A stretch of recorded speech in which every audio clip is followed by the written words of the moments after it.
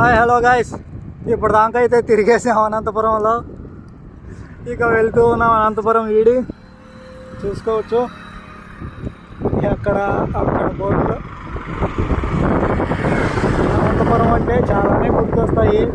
అప్పట్లో వచ్చిన ఒక సినిమా, ఆ సాంగ్స్ అయితే హల్చల్ చేశాయి అనంతపురం. ఇప్పట్లో అయితే కొందరు యూట్యూబర్స్ మనీ వీడియోస్ కొన్ని చాలానే ఉన్నాయి కదా అనంతపురం అంటే. అదేంటి అయితే వెళ్తున్నాం అనంతపురం వీడి వెళ్తున్నాను కళ్యాణ దుర్గం వైపు. కళ్యాణ దుర్గం ఇక్కడి నుంచి 58 కిలోమీటర్లు ఉంది. ఎక్కడికంటే చేరుకోలేము. టైం అయితే మీకు ఎప్పుడూ కనిపించదు. 3:40 అయింది టైము. చూద్దాం ఎంతవరకు వెళ్తామో. 20 కిలోమీటర్స్ అయితే వెళ్ళిపోగలం. కానీ గాలి దట్టంగా వీస్తూ ఉంది.